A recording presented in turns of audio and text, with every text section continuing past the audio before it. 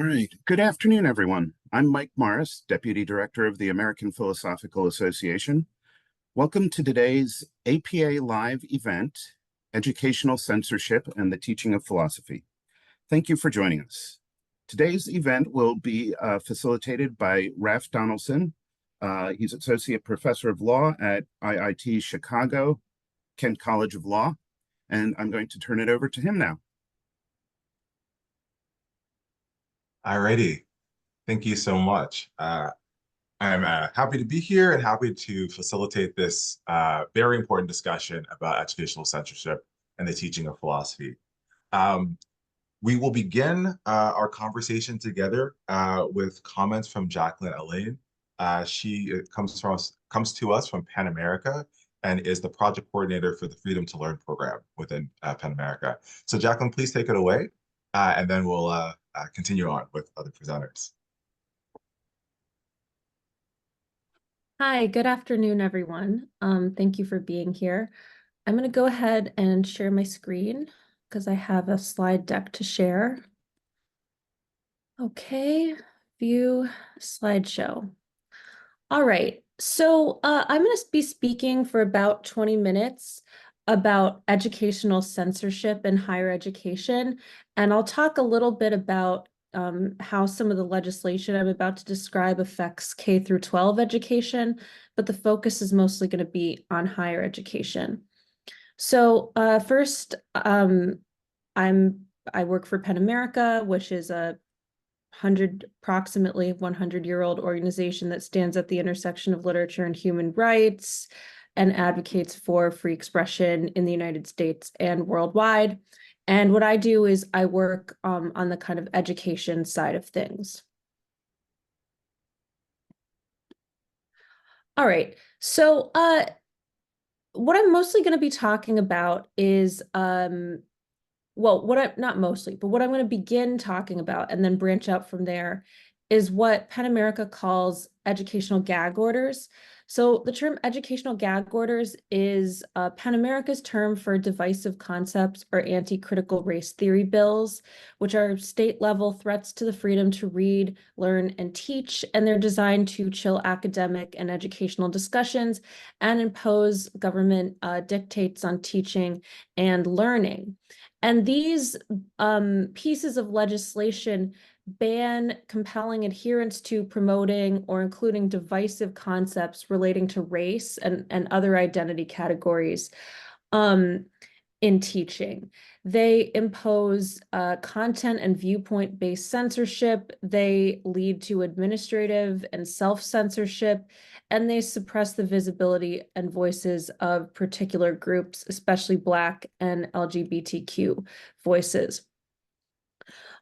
What's important to note about educational gag orders is that they mostly prohibit what can be taught in the classroom.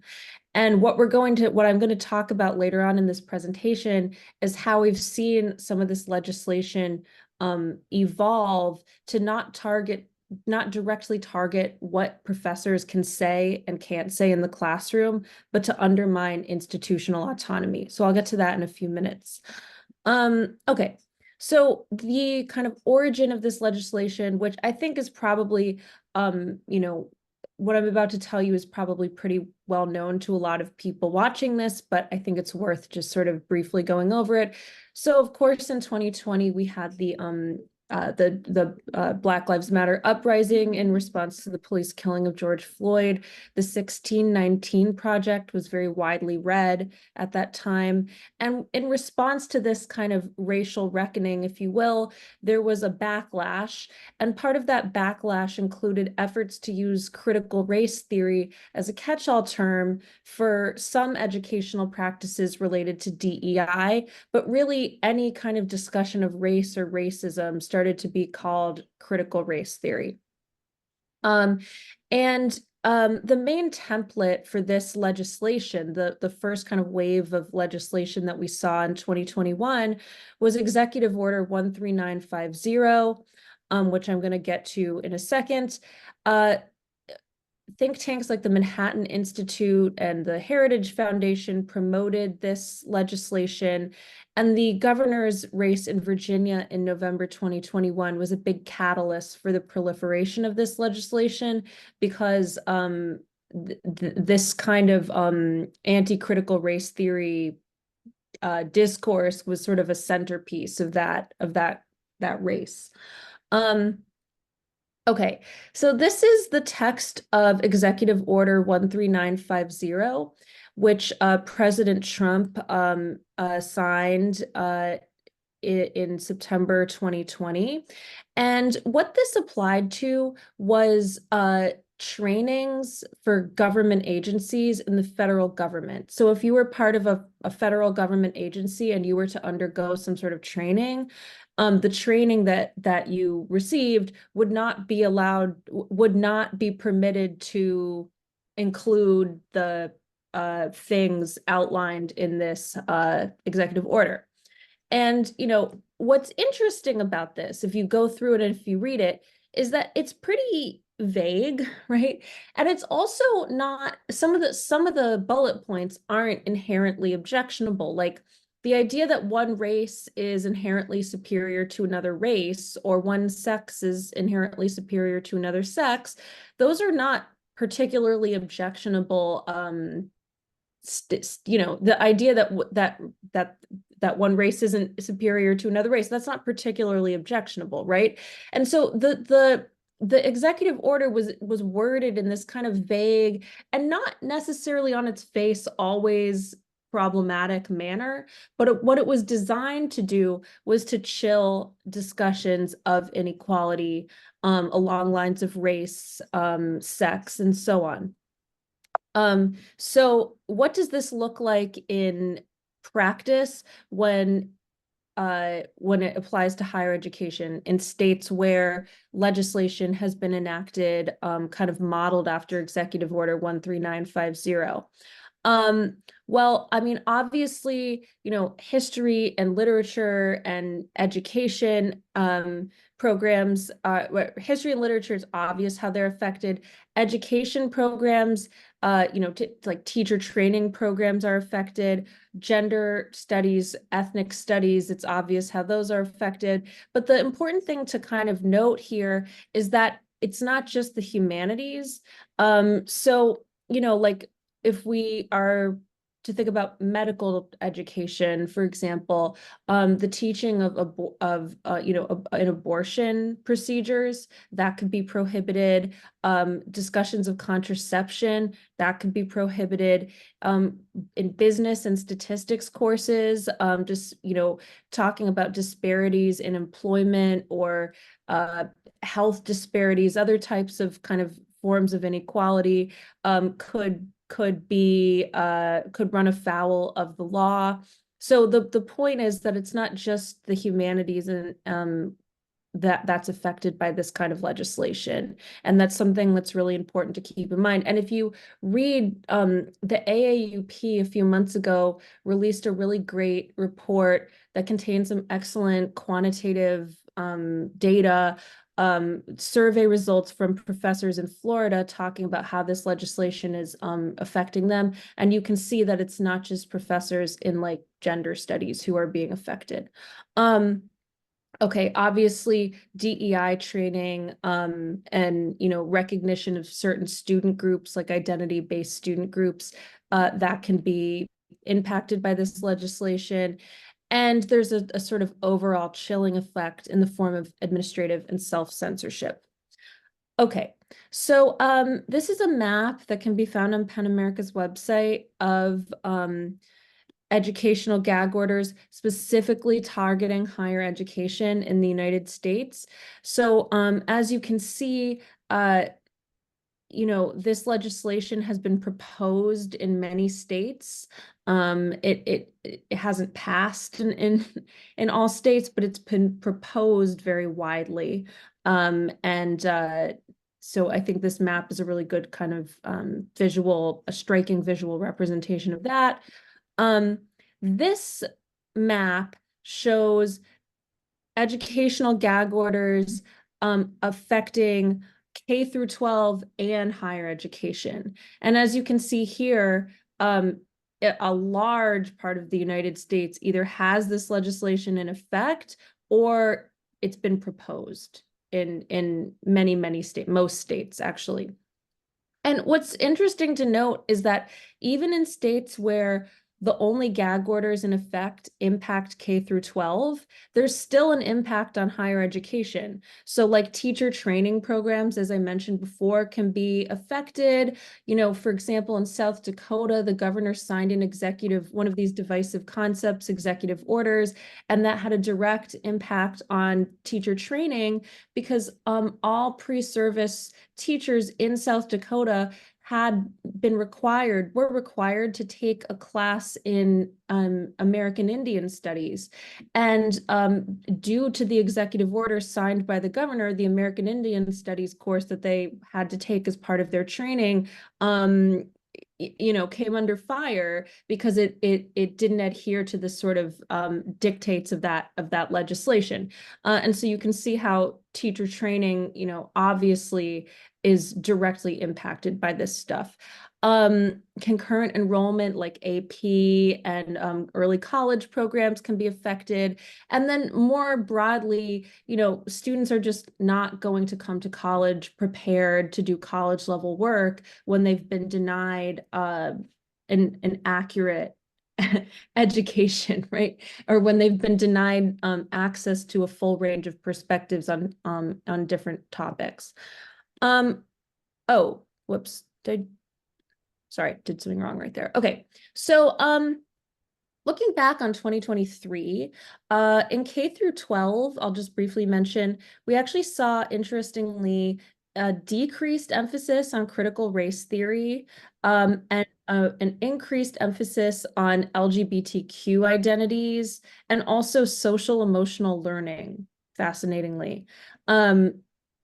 And, you know, so it's not that the anti-critical race theory stuff completely went away, but there was a big decline and a big uptick in legislation like the, you know, so-called Don't Say Gay bill, which prohibits discussions of sexual diversity in K through 12. In higher education, and this is one of the things I really want to note here is that we saw a huge shift in the kind of legislation that was proposed. So there was an increased emphasis on undermining university autonomy and a decrease in educational gag orders. PEN America makes a distinction between educational gag orders, which directly prohibit, you know, or directly target what professors can and can't say in the classroom, and educational censorship laws in general, which don't necessarily prohibit what you can say in the classroom, but undermine institutional autonomy. So obviously, you know, we've seen this in Florida and elsewhere, Texas, and so on. Restrictions on DEI offices and initiatives, rewriting universities' mission statements, and the greater control of appointees over universities' core curricula. All things that were left up to universities as institutions are being sort of wrested from their control. And in 2024, we saw more of the same. So I'll just go through a few pieces of legislation. In Utah, a ban on DEI offices and programs, a ban on calling anything diversity, equity, and inclusion, and forced institutional neutrality on a list of concepts. PEN America's stance is that, you know, we don't really have a stance on institutional neutrality. Like if an institution wants to adhere to the kind of doctrine, if you will, of institutional neutrality as outlined in the Calvin report, that's fine. Or we don't have a position on that, but it shouldn't be mandated by law, basically, is sort of the key point. Indiana SB 202, this one's incredibly scary. This is an intellectual diversity bill that it requires that faculty promote intellectual diversity, which is, not defined, obviously, in the classroom. There's a tip line for students to report violations to the Board of Trustees, and trustees can fire any professor who might not promote intellectual diversity. So there's a big undermining of tenure happening here too, right?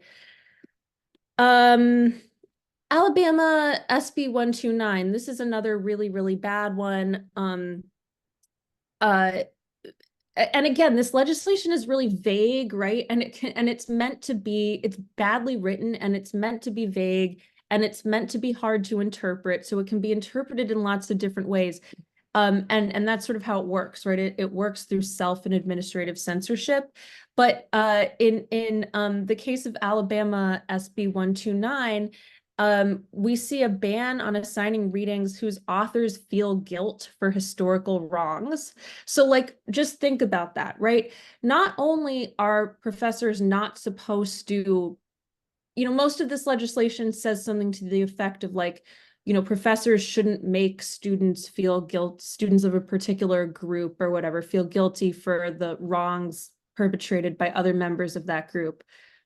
Okay, that's one thing. This actually says you can't even assign readings whose authors feel guilt for historical wrongs, right? So the kind of censorship that we're talking about here is really, really, really extreme.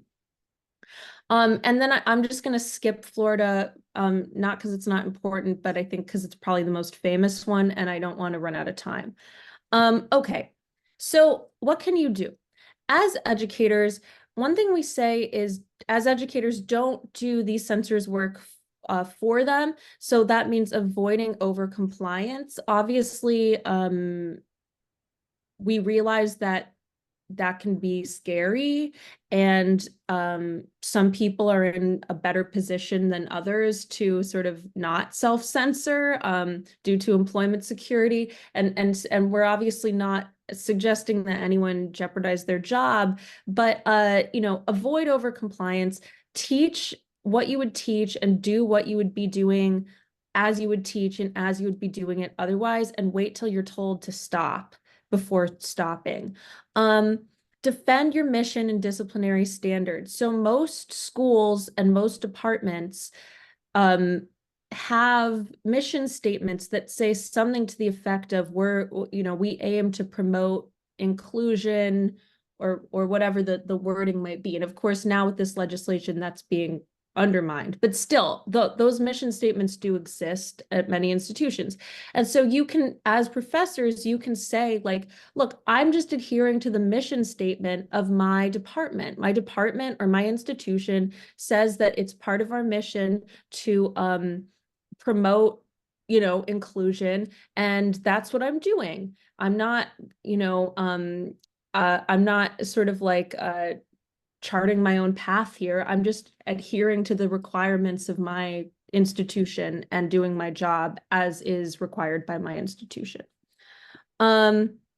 We always tell people that the kind of small scale communications work, like writing op-eds and letters to the editor, is really, really crucial, especially in like local newspapers. That can be, or alumni magazines or whatever, like that can make a huge impact. And of course, talking to friends and family about the importance of higher education. And, sorry, I didn't mean to do that. And some message testing from the American Council on Education shows that certain messaging is more effective than other messaging, and when it comes to defending higher education. And some really convincing arguments are that this legislation has a chilling effect on free speech in the classroom, and that ultimately the government has no business telling professors what they can and can't teach, and it also has no business telling institutions what kind of programming they can and can't offer. If an institution wants to offer say a Black students union, it's not the government's role to prohibit that institution from allowing that group to form and receive funding, right? So just really emphasizing this kind of this point about it's just state overreach, right? This is what we're seeing with this legislation. We need whole sector solidarity across institutions and across disciplines. We need collective action through, the AAUP, for example, and other bodies. And I want to wrap things up now, but hopefully that was somewhat helpful, and I'm happy to answer more questions in the Q&A. Thank you. Thank you. Thank you. So now what I'm going to do is introduce the rest of our panelists, and I'll begin with some questions. And so our panelists also include Professor Deborah Goldgaber, who's Associate Professor of Philosophy, Women and Gender and Sexuality Studies, and the Director of the LSU Ethics Institute at Louisiana State University. Next, we have Jana McAuliffe, who is the Associate Professor of Philosophy at the University of Arkansas, Little Rock. She's also affiliated faculty in gender studies there. And finally, we have Professor Jason Stanley. He's the Jacob Urofsky Professor of Philosophy at Yale. And relevant to our topic, he is the author of How Fascism Works. So the first question I have for you all is if you could talk maybe broadly about the impact of these sorts of laws, both the gag orders and the ways that these laws undermine educational autonomy for higher ed institutions. How do these sorts of laws affect teaching, affect research at your institutions? Debbie and Jana, I know you work at public institutions where these laws actually directly target. Jason, you're at a private school, but it's not as if the general effects of this sort of legislation don't reach there as well. So could you talk about this? Just kind of how does this impact teaching and research at your in your neck of the woods? I can start. We lost our Democratic governor, John Bel Edwards, in a recent election. So he was somebody that stood between us and a supermajority Republican legislature. And there's some history of cooperation in Louisiana that you might not see in other states between Democrats and Republicans. So there's some like comity there. I don't know how much it's eroded, but now there's a supermajority and a very what looks like to be an activist governor, and it remains to be seen what sorts of legislation that's going to be introduced, but we're pretty sure we're going to see things that are similar to what we see with our neighbors in Texas, Alabama, and Florida. I do think the lack of success that the governor of Florida enjoyed in the recent contest for the Republican primary might have some like chilling effect on the governor. Like he might not see it as advantageous as before. But overall, I think we've seen the DEI come off of the website. It was sort of like preemptively scrubbed. Nobody's doing DEI anymore. Our newest president released the DEI, the person who was in charge, the VP of Diversity, Equity, Inclusion, as his first move. I think I'm most concerned as somebody in women, gender, and sexuality studies that we're going to see, we wouldn't be surprised, I think, if we were shut down altogether. Those faculty who have tenure homes, those faculty who are appointed with women and gender studies have tenure homes elsewhere. But we're very concerned about our instructors and contingent faculty there. And so one of the things that we've done in terms of teaching is just, we've noted to the faculty that you don't have to have your syllabus up and available publicly. We've had students at least claim to send all CR2 critical race theory related syllabi to the legislature. So yeah, there's just an overall chilling effect in terms of DEI, in terms of gender research and teaching. But I think that pales in comparison to just the overall divestment in funding that the state has been doing for decades.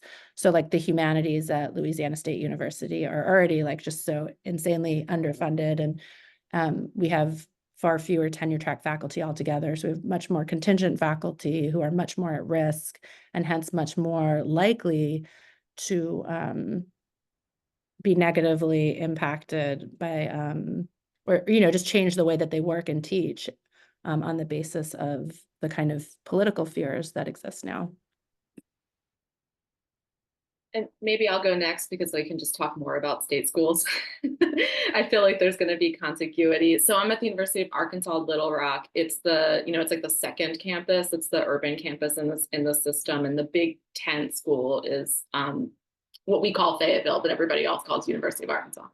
So, we also have a Republican trifecta, Republican governor, a Republican supermajority. All of our national representatives are Republicans, and I live in what they call a blueberry county, like the one blue dot in the, the tomato soup, like the bowl of tomato soup, And I say that not to act like we are a monolith, right? People are complicated. There's a variety of political positions, but there is a Republican majority that doesn't meet a lot of resistance in enacting legislation like that. So if they want to put something through, it's fairly easy to get it through. That's just the reality.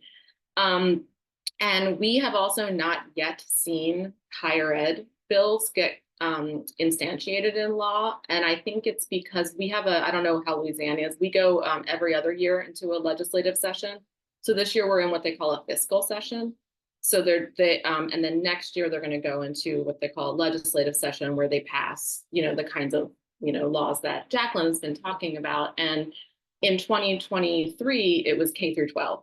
It was, as you were saying, very focused on K through 12. So we had the LEARNS Act, which was the Huckabee-Sanders K through 12 reform bill that's very similar to some of the stuff that you saw in Florida. We have a library book ban that is currently being challenged, but the one for the K through 12 that just went through, right? So there's increased, there increased potential to have books removed, and that of course is creating. Some people are preemptively removing them, and so like that's becoming, kind of very intense. And I wish I could predict what's going to happen. I'm a cynic, so I think probably we will see higher ed bills. Other people think maybe we won't, so hopefully they're correct.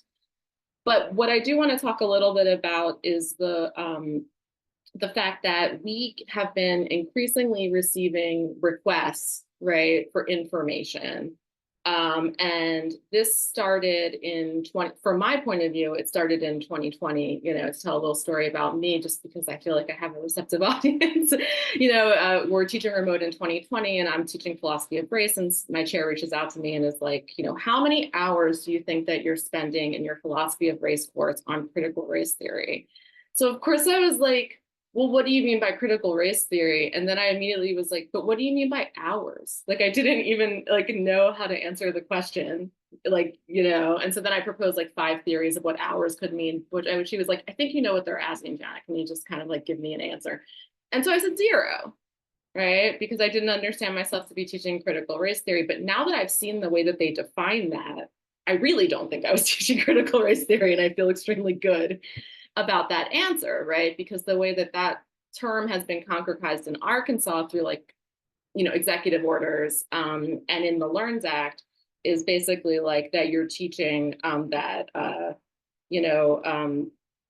skin color is someone's primary characteristic, and you're encouraging students to discriminate against other people based on their skin color. And I know that nothing that I taught was doing that, right? But so then I thought, okay, how frequently does this happen? Right. So I wanted to know, how many times has our university been asked by the legislature to report, on what faculty are doing. And so I reached out to a number of people with what I thought was a super simple question, but I now realize was extremely naive, because actually it's just kind of a revolving door. It's happening very frequently. We are in the midst of a year-long study that the Ledge is doing about DEI in higher ed. So we've had specific formal inquiries, like there's been questionnaires sent out to all the universities that they've had to answer. And there's been, there was at least one meeting of the higher ed committee that brought in representatives from campuses across the state and kind of grilled them for 3 hours about DEI practices. And, but also folks can just see something that they dislike on campus and kind of send it up, and that gets filtered either sort of like through various legislative bodies, and then it kind of like just comes back to us. And so like our office of like government relations seems to just be kind of continuously answering these questions. It's just kind of the norm.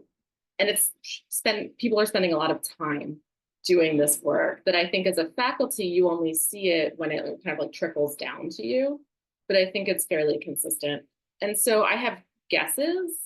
They seem to be asking a lot about accrediting bodies, right? Because I think there's concern that programs like law or social work that are accountable to external accreditors have these DEI components, right, embedded in them. And there seems to be attention to that. So that might be worth thinking about.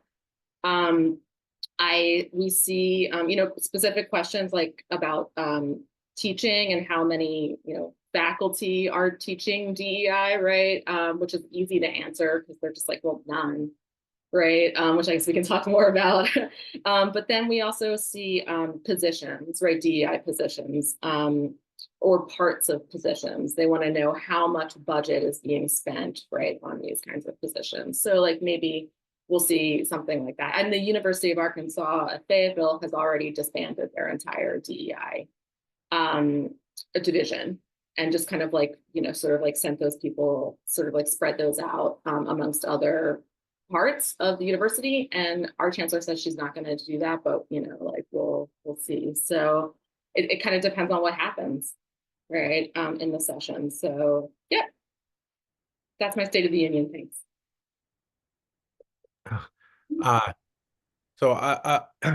Two comments at the beginning. After fighting Pan America in 2016, when they were part of the campus hysteria, free speech on campus, it's great to be on the same side.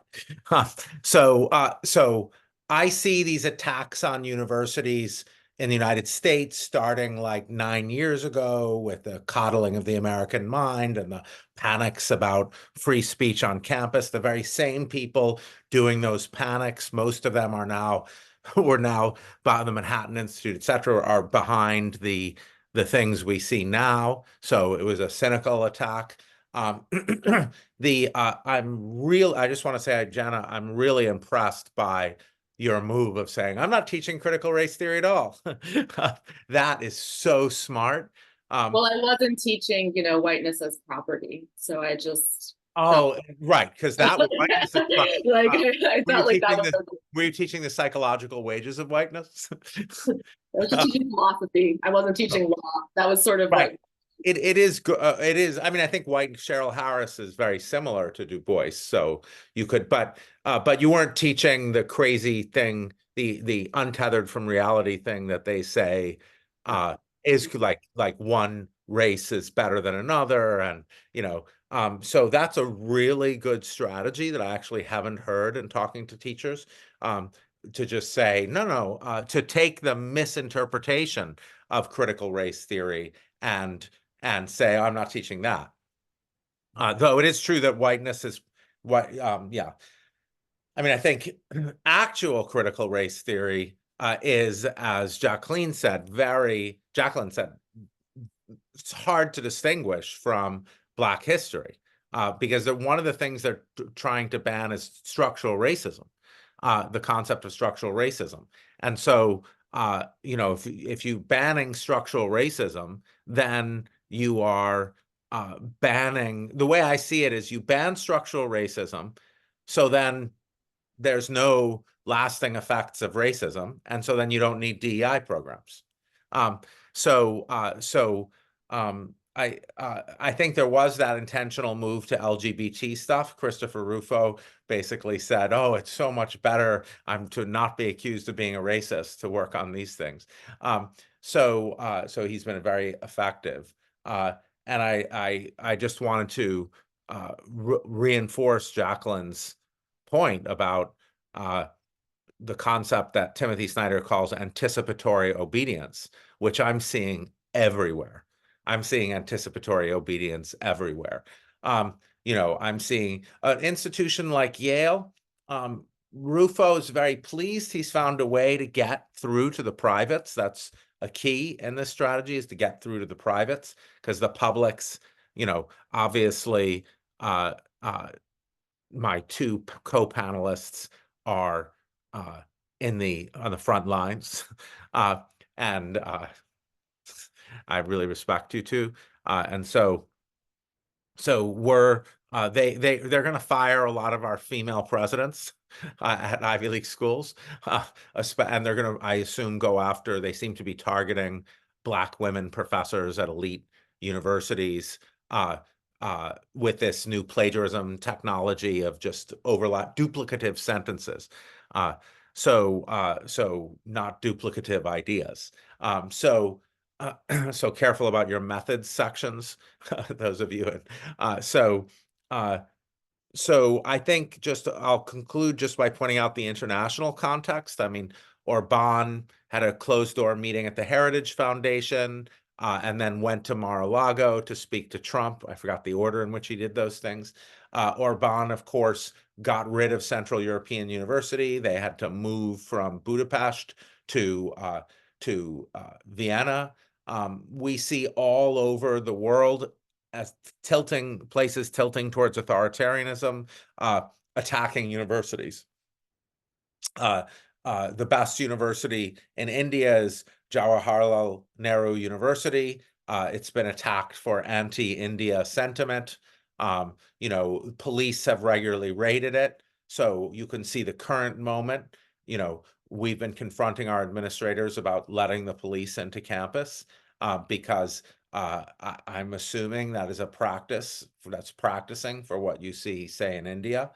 And in general, and then, of course, the climate of fear that I am at, that Jana well described, is, a chair asking you how many hours of critical race theory you're teaching. I like the sense of humor, Jana. That is awesome.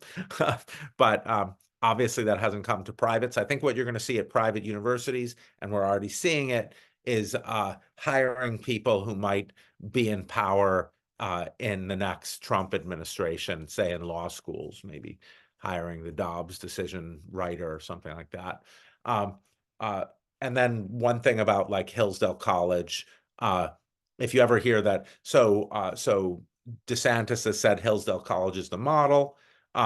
Hillsdale College, if you look at their, I'd encourage you to look at their website under the video courses that they offer, alongside, Introduction to Western Philosophy and things like this. Though I don't think they mentioned that Plato wants you to take the kids away from their families. I bet that's not part of the lesson.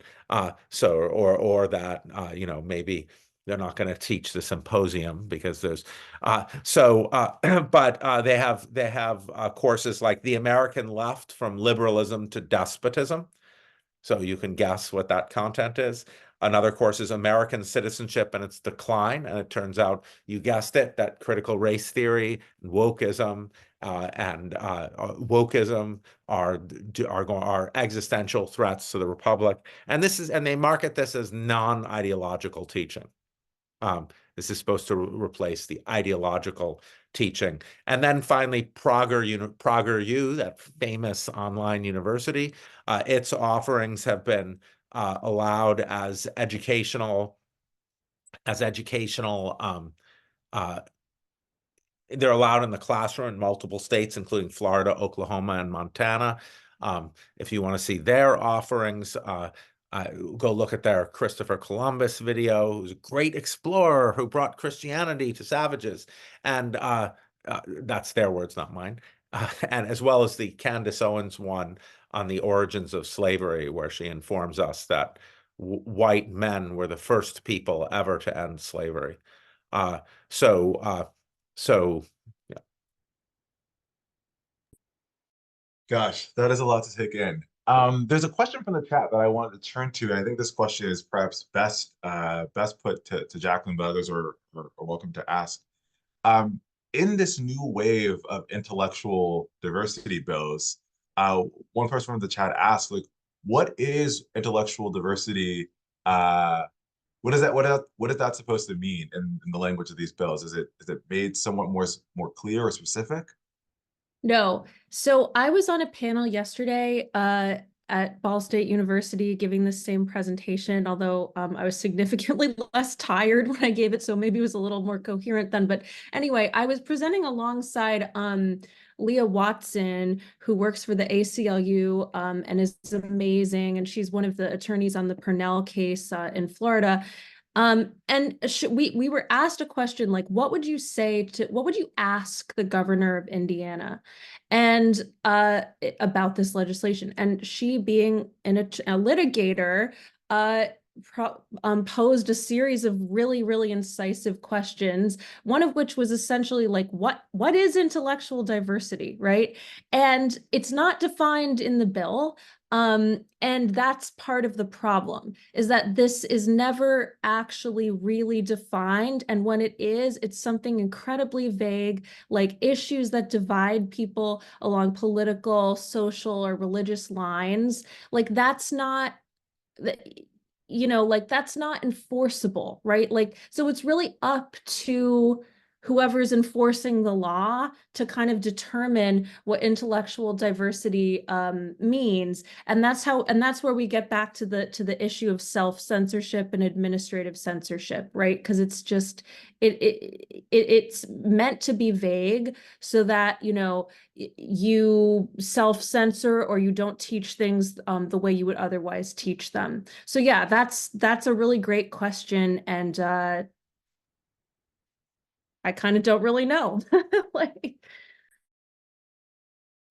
Yeah, and that is a habit. As someone who teaches criminal law, I'm always worried about laws that are vague and then enforced against people. The next question I want to ask about is about how we as educators can work around the censorship that these bills call for. Like, do you have ideas about what we might do? Both those of us who are teaching in institutions that actually face the censorship, but also like how we can be good allies to those who are more directly impacted.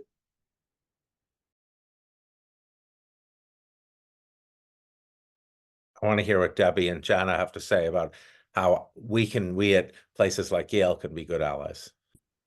Oh, help fund our programs. We only have $42 billion. We can't really share a dime. We've had to lay off a lot of our administrators because. Wow, that sounds. And we have 5,000 students, so. Yeah, I mean, I joke, but like, I do think that one of our major issues, which Debbie alluded to, is the lack of resources for the humanities, of course, but just for the whole educational system in general. It's a real struggle. That wasn't the question. The question was about, although do get at me if you want to, if you want to talk. But in terms of, I think this is a really hard question. Because I think that first you have to know what the law is and understand it, right? And you have to know what the law isn't. I appreciate the introduction of this concept of anticipatory obedience into our discussion today, because I think that, right, being clear in your own mind about what if you're someone, if you come under one of these acts of legislation, right, to like make sure that you understand, what it's trying to get you to do, and what the limits of that are. And if you're not under one, don't act like you are, right? But then I also think that we can learn from librarians and K-12 educators in states like mine who have already been doing this, right? They've already gone through it, and to some certain degree have always sort of operated under more restriction, right, than like I do, And one of our librarians said in the news recently that like, we know we don't indoctrinate kids. I'm not going to go around proving that I don't. They have to prove that I do. And I think that's an inspiring statement. And then I also think that people who are tenured, which is super recent for me, right? People who are tenured need to be a resource to junior faculty, contingent faculty, et cetera. I've had really nice conversations with junior people who are just kind of like, will you look at this? Like, does this seem within bounds, and I can say to them like, oh yeah, I've taught something similar, or like, I see what your lesson is, like I see how that's valuable, like in your field or in our field if they're philosophers. So I think that being that support, right, to people who have less protection, so that they have community when they're making these kind of curricular decisions, so they don't get that like creep, right, away from what they know to be like the needs of their students and the expectations of their fields, I think is a way that we can be helpful. So Raf, the question was about like strategies for teaching the things we're teaching in a way that like overcomes yeah, it's kind of just like, how can we work around this in some way? And how can we either work around it in our own context as being a teacher or an educator, or, being an ally, and how do we work around this and still achieve the mission? I think that I'm so glad we're having this conversation.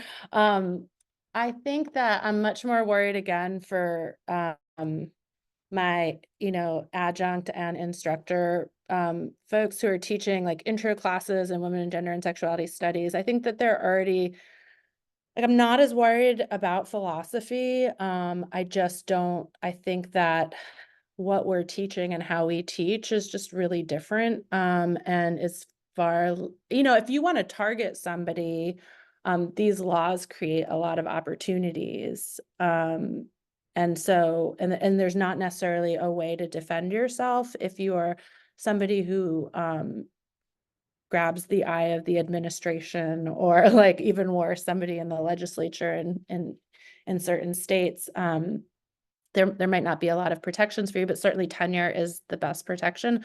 But I just think that there are certain kinds of courses that have certain kinds of content, like you're not going to get gender theory out of women and gender studies. So I assume people are not teaching, if they were teaching their backpack lecture about white privilege, like I just think that would, I think that's the sort of essay and the sort of content that this legislation is targeting. And that was often on intro level syllabi of like, and lots of people taking courses for gen ed requirements. So I would be, I'd want, when we are doing that, like we do work with our contingent faculty and try to come up with ways to help them, but that's definitely impinging on their academic freedom in the classroom. But as people without tenure or even on tenure track, their academic freedom is really like, it's non-existent, and there's nothing to back it up.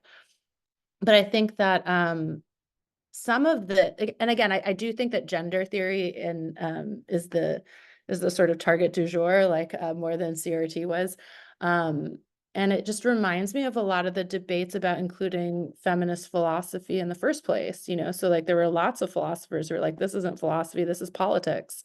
And this is a political agenda and it doesn't belong in philosophy departments. And so in a way, like there, I suspect there's a number of people who still think that in our philosophy departments, but now, those you have to brush off those arguments that we made, my predecessors made about why it's philosophy, and standpoint epistemologies and all of these things about how we're saying things with political valences, but we're not doing indoctrination, we're doing philosophy with a recognition that there's power and positionality in what we do and how we think. Let me say something about the targeting of lecturers, junior faculty, anyone who they can fire. There was, starting in like 2011, I believe, when they went after UMKC labor historians, the Breitbart then. Breitbart sort of started targeting, they realized they could use social media posts to get people fired. And so there was a mass targeting of, and this was just, it probably crested during the panic about free speech on campus. And a number of us were saying, look at campus reform, look at Turning Points USA. It's not Black students who are threatening free speech on campuses, it's the right-wing press. And so they realized that they couldn't get tenured professors. Rod Dreher, who's now in the Danube Institute in Hungary. So I remember when Rod Dreher wrote 4 articles about attacking me, my colleagues were like, say you're sorry, and apologize. And, he's a great liberal person. He's very tolerant. He listens to both sides. Now he's Viktor Orban's right-hand man. So there's going to be this great desire on behalf of your colleagues and administrators to think that everyone is on the level, that if they just capitulate, then everything will be okay. I've gotten this many times. Oh, these are very reasonable people. They disagree with you politically. No, they want to destroy you. And they will look at what happened to the Columbia president. Now Stefanik is calling for her to be fired. She completely rolled over. She said, oh, we're going after 5 professors. And we're doing exactly like you want us to do. And now they're calling for her to be fired. So trying to get your colleagues, say your apolitical colleagues in philosophy departments, which is, I was like, Rod Dreher is a fascist. I'd be like, oh, terrible. And so that's anticipatory obedience, the failure to understand that the goal is to discredit universities, to discredit progressive ideas. No one wants a discussion. That's just not true. And so, but you'll be surrounded by administrators and your colleagues who will say, oh, they just want a rational discussion. And so shifting to understanding that just like in every other country in the world where there are movements against universities, Turkey, India, Hungary, the United States is not an exception. And so you have to be aware of these different strategies. I think if you are junior, especially if you're a lecturer, as we saw from the Columbia University president sacking a visiting assistant professor, they know they can't get tenured professors. I have friends, I'm not friends, I speak sometimes to the other side. People speak in nakedly political terms about tricking. Rufo, read his Politico interview. He said the strategy in getting Claudine Gay fired was to convince the centrist liberals at universities. And so that's always been the strategy. Convince the centrist liberals that there's an issue. And then the centrist liberals, then let them lead the way. And so I've seen that many times in my department. Oh, these are very well-meaning people. They just disagree with you politically. It's better to understand that you're under attack. And if they are well-meaning, well, that's just icing on the cake.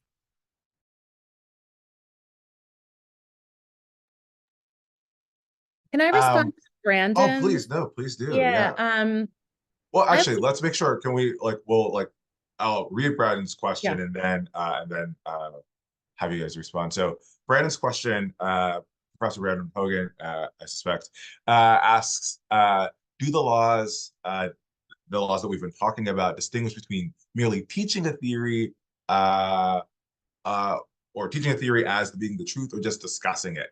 And so he's just asking kind of what are these laws actually targeting? Is it merely bringing things up, or is it kind of portraying them as being true? Professor Hogan suggests that, he, in teaching a theory like critical race theory, is critical while also mentioning it. Is that sort of thing the target of some of these laws? I just wanted to respond to that like in 2 ways. Like I teach very often, especially my feminist philosophy survey course for graduate students. I teach Kimberly Crenshaw's classic articles about like how discrimination law was written and like how the commas affect who can show up as like in a class action lawsuit, and nothing that I've ever read in any of the laws that Jacqueline presented really would identify that article, at least as far as I can tell, as something that's CRT. And so, and yet that is like the sort of exemplary critical race theory article. And so I feel like very comfortable teaching that. And I think that, I feel like I could explain that to anybody and they would be very bored, like by like my third sentence, and they would just go away because they were like, oh, I didn't want to hear that. It's like too complicated. But I'm thinking about Charles Mills's, and he's just like, we live in a white supremacist society. That's, one of the first, page 1 of like white ignorance. I love that article and so I think that technically talking about white ignorance and white supremacy in the United States is divisive concepts, is against the law in states like Alabama, where my partner works. I'm not sure, he might text me and correct me. But so I don't know about that. I'd be curious what other people have to say about like just using words like white supremacy and white ignorance, which does show up in philosophy a lot and when we talk about social epistemology. Yeah, I can also answer that question. So this legislation kind of falls into 3 subcategories, if you will. So there are inclusion bans, there are promotion bans, and there are compulsion bans. So inclusion bans, like those in Florida and Tennessee and Alabama, don't allow the theories to be discussed. Promotion bans allow them to be discussed but not promoted as true, and then compulsion bans do allow them to be discussed or promoted so long as the students are not compelled to agree with them. So let's just say it spans from like inclusion, which is the strictest, to compulsion, which is the least kind of stringent, but still kind of problematic because you never know if a student is going to say like, well, I was compelled to agree with them or whatever.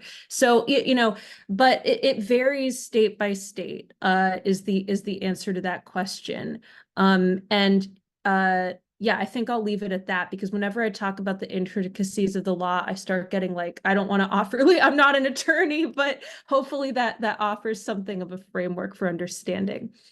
Jacqueline, the Alabama law is an inclusion law, is that right? Yeah. I mean, yeah. Can I also just add something very quickly that I think is, when I read I'm more familiar with the Arkansas laws than other laws because they're more, sort of directly applicable to me. And one thing that you see in a lot of our laws that affected K through 12 was that they distinguish the focus is on indoctrination. So honestly, anything could be indoctrinating, although there are categories that show up right as the salient examples.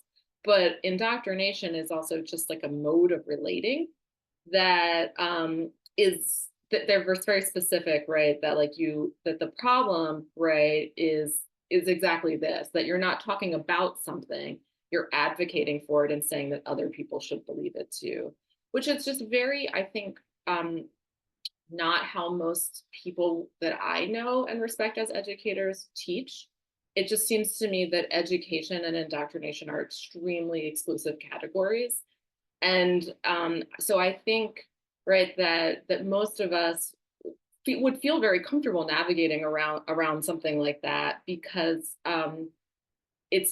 if you're educating people, you're engaging critically with the material that you're presenting, as the question said, right? And so at least as far as the laws that I've seen, we have not, except for certain age groups, right? Like, so there's like a gender and sexuality ban, I think it's through 4th grade, that I guess would be more that stringent inclusion ban.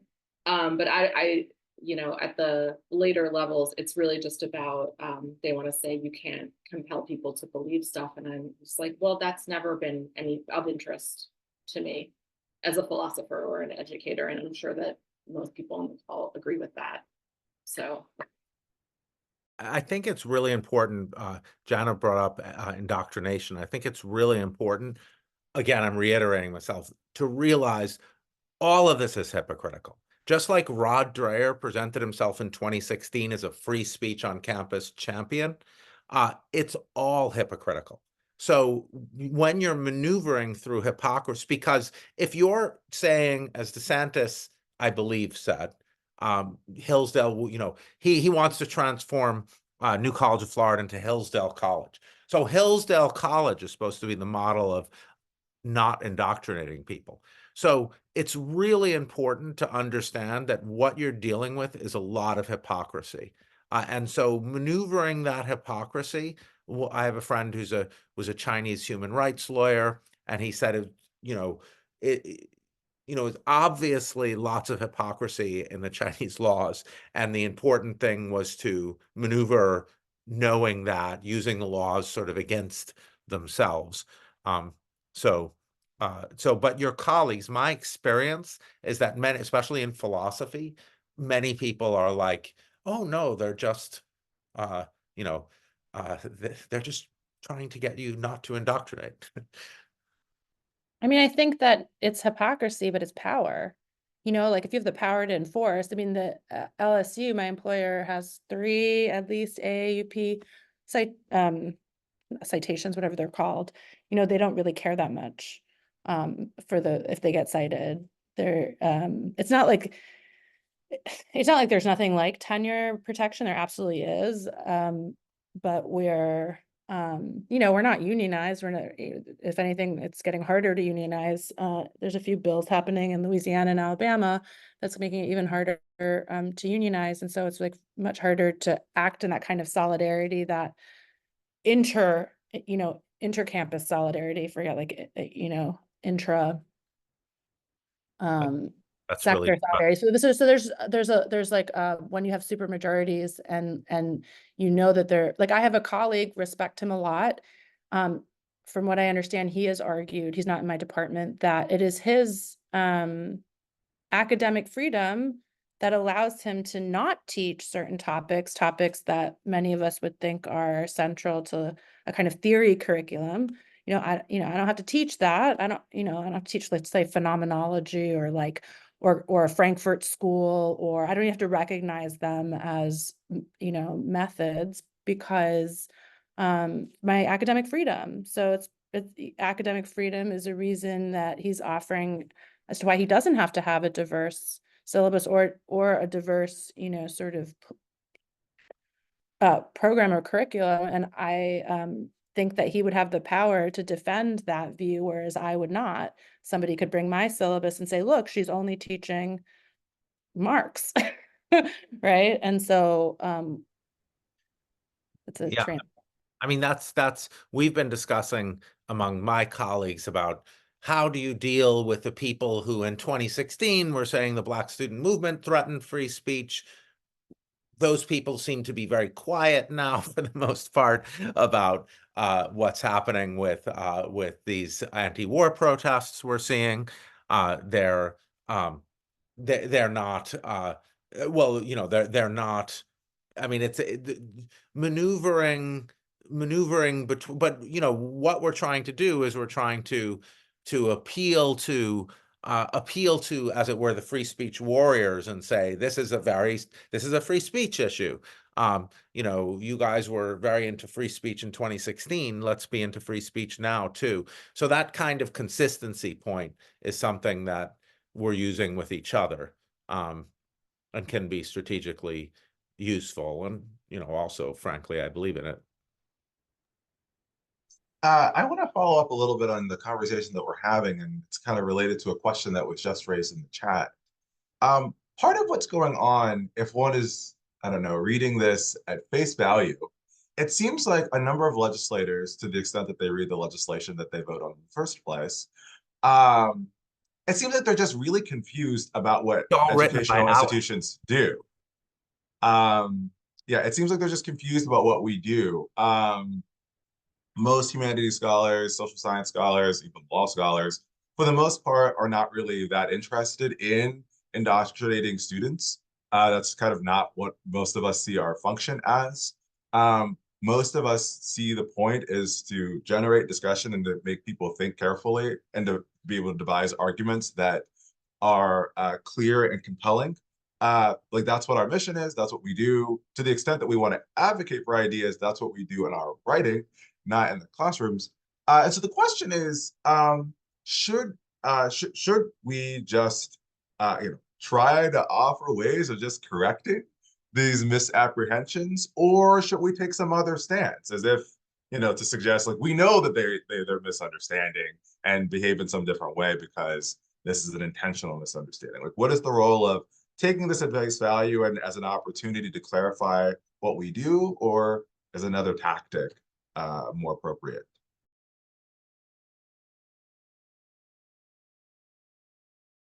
That's a great question. And answering it is super hard, because I know that Rufo, you can read Rufo himself. Rufo is a little bit like Trump. He just tells you he wants to take over the institutions, and he wants to, it's just about winning, and power. And so it's very explicit. And then the laws are written and provided to legislatures through people like Rufo, I believe Allain, I might be wrong there, but Jacqueline, is that right? The laws are all repeating themselves, so they're all written by the same people. Goldwater and the Manhattan Institute and stuff like that, yeah. And Rufo was the head of the Manhattan Institute, a critical race theory project, or I forget exactly what it was called. Critical. So how do you, Raf's question is just, how do you deal with legislation that's sort of openly meant to cow universities into fear? This Chinese human rights lawyer said to me, oh, well, you got to take it by the letter and then challenge it, try to maneuver what you're doing within that letter of the law and say, see, I think that's the, what is it now? Is it $1 billion question or $1 trillion question? Yeah, I also think that one of the things to keep in mind here is that when we're promoting academic freedom, it's rhetorically useful to kind of bring up the free speech angle, right? Because free speech isn't wholly irrelevant to academic freedom. But academic freedom is distinct from free speech, and it vests in the premise, or it's premised on, rather, the notion that university professors have expertise in a particular field, right? And as such, they are entitled to make decisions about what they teach and what they include in their curricula, and in accordance with the standards of their disciplines and their fields, right? And so, like, I'm a historian, and so I think about, an example from my discipline in my field. Historians might debate whether or not, sugar production in the colonial Caribbean kind of fueled the Industrial Revolution, or to what extent that's true, right? The Williams thesis and that sort of thing. What they won't debate, what's not up for debate, is that it was profitable, right? That slavery was profitable, that sugar production was profitable. And so students who are taking a Caribbean history class will be exposed to work that presents them with that perspective, because that is the accepted perspective in the field based on decades of research, right, by historians. And so getting back to the question of indoctrination, to not indoctrinate students doesn't mean not being able to expose them to a perspective that's in accordance with the standards of that, field or that discipline, and therefore influencing their perspective in such a manner as would be in accordance with that field and that discipline, right? And so I think that, like, that's a really important kind of point to make, is that professors have the right, academic freedom affords them to make these kinds of decisions, and that's not indoctrination. And that's not the same thing as shutting down debate and disagreement, but it also doesn't mean that every professor has to expose every class that they teach to every position under the sun, because that wouldn't be doing their jobs as professionals. So I think that like that's an important kind of point to make in these sorts of discussions here, and can help clarify things and unmuddy some of the waters a bit. Just- Oh, I can I just- just, oh, go ahead. Yeah, Debbie. No, go ahead.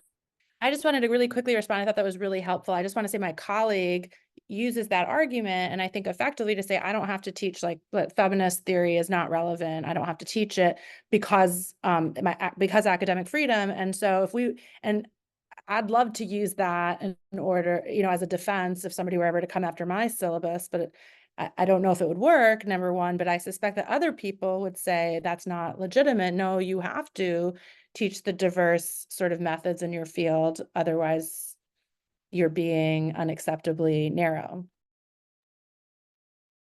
Yeah, and if I can come at this from a slightly different angle, just to speak on to the philosophers on the call, I really love this question about like, can we just kind of help out, right, with sort of like clarifying what things might mean, because I think that I have personally spent a lot of time trying to do deep, close reading on these laws, because I research social political philosophy. I'm doing a project about the policing of sexuality and law right now, so I spend a lot of time doing that. But I think what I've come to realize is that I can't think my way out of it. Like, there's no illuminating critical thinking practice that's going to allow, no matter how granular we get, that's going to just deconstruct the law, right, so that its power dissipates. So I think that we can, right, like do work to help try to shift the political consensus on these laws. And I think that we can be advocates for ourselves to the public and with the public, but we need to think and act as citizens who are philosophers, right? And so I think we need to use our citizenship skills, right, when we do that, and think as political actors who are in community with other people, and not just be like, well, don't, and I'm not saying that this is what the question was implying, but this is how I have felt sometimes, so I'll just use an I statement. I'm like, doesn't everyone see that it doesn't even make any sense, right? Like that the logic of parental rights in this pronoun bill, for example, right, is just completely hypocritical, and it like cancels itself out. And it's like, that's not the kind of outreach that I think is going to be helpful, right? I think that building community, right, like building community across campuses, like building community within your campus. Like, I also work at a state where we don't have the right to collective bargain. So it can be very difficult to even come up with like, what's the apparatus that we're going to use to be in collectivity with each other, like to be in solidarity with each other, because something like a faculty union is just not available, right? So we have to build those structures, right? We need to organize ourselves, right? And we need to forge the community, right? That can then maybe try to shift the political will, right? But now I think that's citizen work, right? That's work that everyone can do. It's not, right, specifically philosophical work, but I will be a philosopher when I am doing that, right? Because I can't not be, right? And so I like some of the things, the very practical things that Jacqueline suggested, right? Like be connected to your alums, right? Like write op-eds, right? Like engage in that kind of, that political work. That's where I'm at right now, for what it's worth.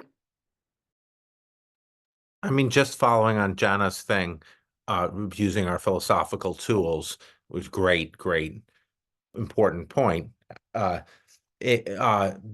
appeal to teach everything, umbrella objectivity, as Louise Anthony calls it, it's obviously absurd because you can't teach everything. So it's intentionally, so those moves of like, oh, we're just objective. I mean, that's what I said, Hillsdale College. They're the model of objective, non-ideological teaching. So that's what we face, and it's really important to get your colleagues to see that. Although, as Debbie, I think, was suggesting, maybe some of our colleagues are also in on the game.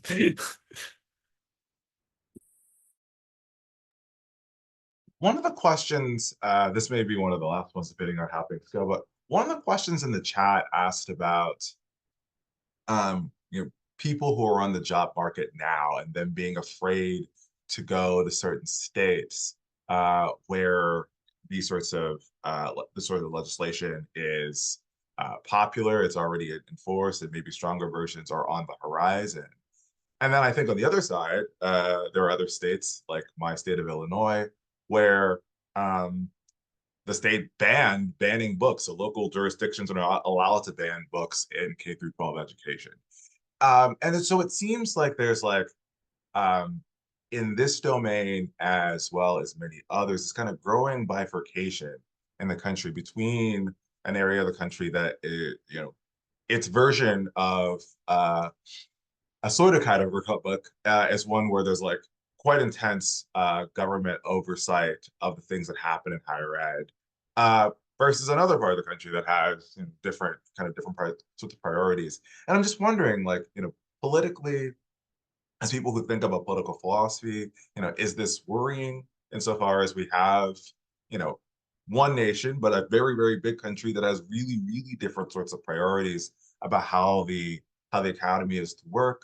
What are your perspectives as people who think about political philosophy and like how we make a system of one nation, but also 50 different nations that are really divided about this particular sort of issue?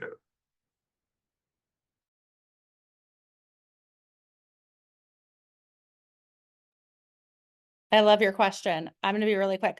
I'm heartened by the fact that like our Board of Regents is not unaware that these sorts of laws make it less likely that people will come, and so that definitely stops. I mean, it definitely serves as a kind of friction for the passage of these laws. And same thing with tenure, like because the universities in question are not the elite universities, and if they have any desire to move up, they're going to have to like strengthen faculty governance or strengthen tenure, not weaken it. They're well aware of this, and they're not doing it because of humanities. They're doing it because of computer scientists and engineers and law professors. Okay, so like that's important. So people who have the options of going to schools that aren't in states like mine, they will also enjoy more frequent raises. They will enjoy higher, higher salaries, and they will enjoy more labor friendly environments. So like overall, if you have an option, you'll tend to exercise that option anyway. But for people who like don't have, philosophy is a very, very tight job market. I think that LSU, for example, it's still, I enjoy a lot of freedom myself. But where I don't enjoy a lot of freedom is the pivot towards STEM and like applied ethics as like the case for like why we're here, so like you're not gonna be talking about like normativity and like epistemology, because you're going to be talking about AI and data ethics and how you're going to plug into that, or you're going to plug into an NSF grant, et cetera. So, I mean, the biggest threat to, or what conditions our speech the most is the fact that we have to like pivot towards STEM. And if we want to get a new hire, it's going to have to be an applied ethicist in AI. Yeah, and I just I think that grad students on the call, we appreciate you, we see you. I think there are many ways in which faculty jobs are just extremely hard in ways that you couldn't possibly have anticipated, or I'll just use my statement, I could not have anticipated. And I think that for a lot of reasons, I think if you're gonna at an institution like mine, which isn't just in the political climate we're talking about, but it's also, I teach a 3-3. It's a teaching intensive, we're in R2, right? So like you want to think about, right? Like what could a meaningful vocational, like what could my job look like, right? For a lot of reasons that are beyond this kind of thing. I have not experienced, I'm not a Pollyanna person. I maybe should have led with this. I don't experience research restrictions.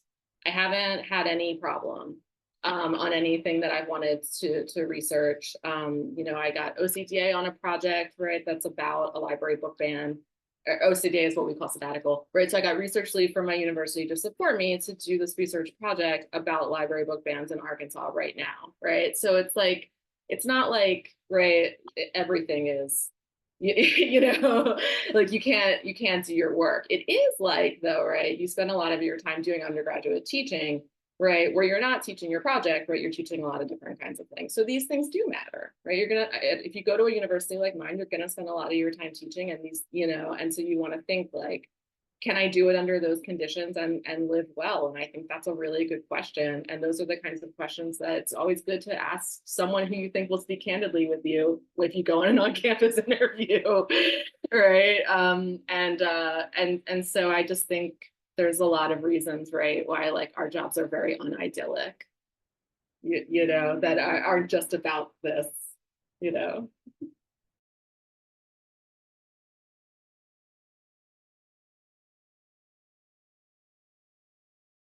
I just feel guilty. I teach in a way overprivileged institution in the state of Connecticut.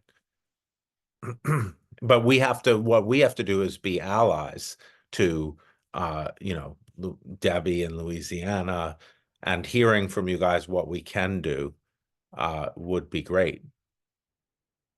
But I don't know, it's super tricky. I'm in the faculty senate.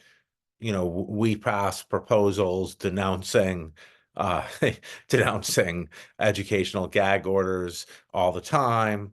And one organization I think that's doing very important, I mean, I know is doing very important work, is Crenshaw's African American Policy Forum, AAPF. I mean, Jacqueline, do you guys liaison with them? Yeah. So they're really, they do webinars every week, and they're really trying to think through these things. But I think, as Jana said, you know, a lot of administrators at Arkansas, or maybe it was you, Debbie, they don't care if we condemn them or whatever, if our Yale's faculty senate is like. I wanted to like also say, like, you know, we're a flagship, you know, we have like we have tons of undergraduate students who like want to learn philosophy and have the opportunity to do it. And like the state system, you know, land grant institutions provide amazing opportunities to students, and like, you know, and that's a great reason to come, you know, work for one of these institutions. And like, we're just dealing with realities, which are largely like funding realities. And I actually think in some ways, like recent change, you know, recent interest in AI and all these things has like is an opportunity for some humanities, and especially philosophy, to kind of get on people's radar screens, and like that's good for our students. And you know, so the news isn't all bad by any means, and we're not the most exposed. Philosophy is privileged in a certain way. We're like viewed as this sort of like, you know, like you're like this beautiful little humanities like thing, and we're glad you're here. You know, we're in danger like for cuts, but like, you know, I feel much less exposed again than like women and gender studies at a university like mine. So we're, you know, it's not all bad news. Brandon made a point in the chat that I'm wondering about where he said, I'm an advocate of interest convergence. I wonder, so how did you mean that, Brandon? Here, I mean, I know what Derek Bell means by that, but how does that apply here? Oh, can we let him speak? Ask to unmute. I don't know, maybe you can I don't know how to unmute you. Oh, here we go. We got it. Yeah, I was just thinking that, I mean, obviously this is a political question, and folks in Florida are perfectly, I mean, I go home, they're happy with DeSantis, my high school friends, and I don't think there's going to be anything that we're going to do to change that. The same way Alabama's going to Alabama.